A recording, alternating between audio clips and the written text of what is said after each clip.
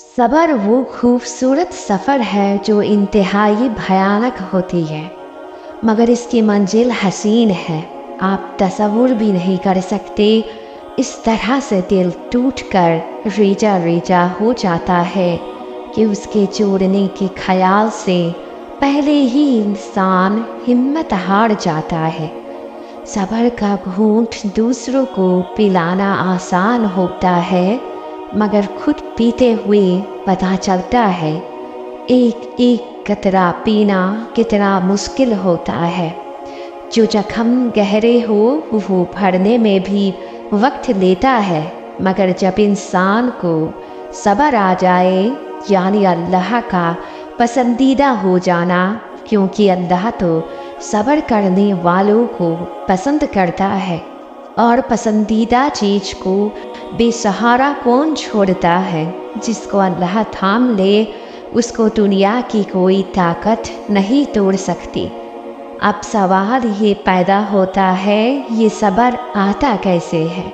जब आप बिल्कुल हिम्मत हार जाओ, आपकी आंखों में नमी हो, दिल बेशक्ता रो रहा हो, जुबान पर कोई सिकवा ना हो और पुख्ता ईमान हो, हमेशा ज़िंदगी ऐसी बसर करो कि देखने वाले तुम्हारे तर्ज पर अफसोस करने के बजाय तुम्हारी सब्र पर रश्क करें। बेशक सब्र ऐसी सवारी है जो इंसान को कभी गिरने नहीं देती, ना किसी के कदमों में, ना किसी की नज़रों में।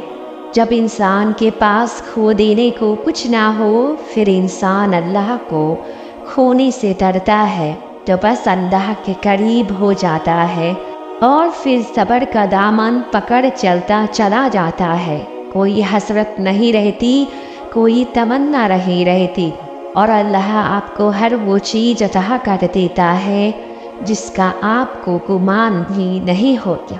जब अल्लाह की रजा के बगैर इस कायनात का एक भी पत्ता नहीं हिल सकता, तो फिर तुम्हारे दिल का बार बार अल्लाह से रुजू करना, उससे मांगना बेवजह नहीं है। जो हाथों में इतनी जान डाल देता है कि वो दुआ के लिए उठ सके, वो फिर इन उठाने वाले हाथों की लाज भी रखता है। जब तुम आजमाइश से गुजर रहे होते हो, तुम्हें कुछ समझ नहीं आ रहा होता और तुम्हें ऐसा लगता है जैसे अब सब खत्म हो गया हो, तब तुम्हारे रब तुम्हारे तहज्जुद की तौफीक देते हैं। जब सारी दुनिया नींद में होती है, तब तुम और सिर्फ तुम्हारा रब होता है। उस वक्त दिल चीख चीख के कुछ कह रहा होता है, यह अल्लाह कुन की ज़रूरत है, कुन फरमा दे। उस लम्हे तुम्हारे और रब के दरमियान सहरा का फासला भी ख़त्म हो जाता है, क्योंकि इतना लंबा सफ़र तय करके आखिरकार तुम उस जात तक पहुँच ही जाते हो। सूरह बकरा की आयत 186 में रब फरमाता है, मैं तो तुम्हारे पास हूँ। जब कोई पुकारने वाला पुकारता है, मैं उसकी दुआ कबूल करता हूँ। जानते हो, फिर तुम्हारा टूटा दिल अल्लाह से सिफारिश करता है तुम्हारी दुआओं की कबूलियत के लिए। तब तुम्हारा ये टूटा दिल उस जात की बारगाह में बहुत शोर मचाती है कि आसमानी खल्क चौंक जाती है। तब अल्लाह वसीले नहीं बनाता, बल्कि खुद ही वसीले बन जाता है। फिर तो ऐसा मुमकिन ही नहीं कि तुम्हारे सब्र रैगान जाए, तुम्हारा गिरगिरा के मांगना रैगान जाए। सूरह अल इमरान की आयत 171 में रब फरमाता है, और इससे कह खुदा मोमिनों का अजर जाया नहीं करता, बस थोड़ा और सब्र करो, क्या पता वो जात कुन फरमाने वाला हो।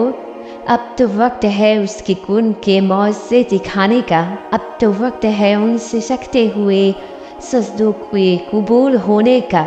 जल्दबाजी में तुम इसलिए इख्तिराम का नतीजा खुद ही निकाल लेते हो, जबकि अल्लाह तो कहीं से भी कहानी पलट सकता है। तुम अपनी ताकत को देख कर नहीं मांगो, तुम अपने अल्लाह की ताकत को देख कर मांगो, और इस यकीन से मांगो कि तुम्हारा रब का एक कुन पूरी कायनात की हर रुकावट पे भारी है।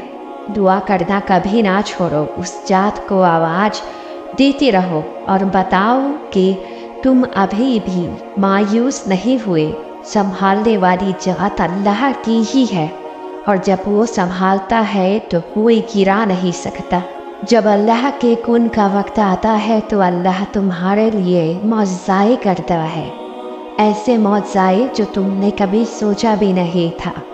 दुआ मांगते वक्त तुम्हें सब्र भी करना पड़ता है, क्योंकि हर एक दुआ को कबूल होने के लिए एक बेहतरीन वक्त होता है जो सिर्फ अल्लाह जानता है। इसलिए तुम सब्र और तवक्कुल से दुआ मांगो। बेशक अल्लाह हर एक की दुआ सुनता है और कबूल भी करता है। जब अल्लाह हमसे राजी होता है ना, तब अल्लाह पूरी कायनात को हमें राजी करने में लगा देता है। इसलिए छोड़ दे सोचना, परेशान होना। मामलात आपकी दस्तरत से बाहर है ना, अल्लाह के लिए तो कुछ भी मुश्किल नहीं है। इसलिए सब्र से इंतज़ार करें। अल्लाह से सिकवे करके अपना सब्र और अजर जाया ना करें। बहुत जल्द आपको आपका अजर मिलने वाला है इंशाअल्लाह।